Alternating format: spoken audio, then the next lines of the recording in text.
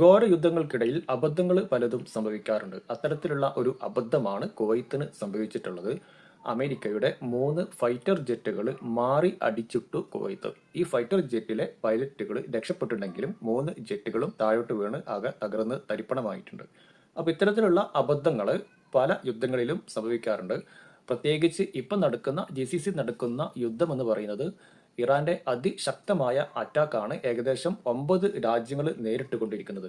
ഇതൊക്കെ തന്നെയാണെങ്കിലും സൗദി ഭരണാധികാരി പറഞ്ഞിട്ടുള്ള ഒരു കാര്യം പ്രത്യേകം ശ്രദ്ധിക്കേണ്ടതാണ്.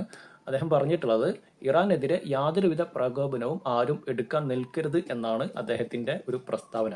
അതായത് ഇറാൻ ആക്രമിച്ചുകൊണ്ടിരിക്കുന്ന അറേബ്യൻ രാജ്യങ്ങൾ തിരിച്ച് ഇറാനെ ആക്രമിക്കാനുള്ള ഒരു ഇട ഉണ്ടാവരുത് എന്നാണ് അവർ ആഗ്രഹിക്കുന്നത്. സത്യത്തില് ഈ അറേബ്യൻ രാജ്യങ്ങൾ ഒരു കെണിയിൽ പെട്ടിട്ടുണ്ടോ എന്ന് നമ്മൾ സംശയിക്കേണ്ടി വരും. കാരണം ഇവരെ സംരക്ഷിക്കാനാണ് അമേരിക്ക ഈ രാജ്യങ്ങളിലെല്ലാം ആർമി ബേസുകൾ തുറന്നിട്ടുള്ളത്. എന്നാൽ അമേരിക്ക ചെയ്തുകൊണ്ടിരിക്കുന്നത് ഇസ്രായേലിനെ സംരക്ഷിക്കുക, ഇസ്രായേലിനെ പ്രൊട്ടക്ട് ചെയ്യുക, ഇസ്രായേലിലേക്ക് വരുന്ന ആക്രമണങ്ങളെ തടുക്കുക എന്ന് മാത്രമാണ് അമേരിക്ക ഇപ്പം ചെയ്തുകൊണ്ടിരിക്കുന്നത്.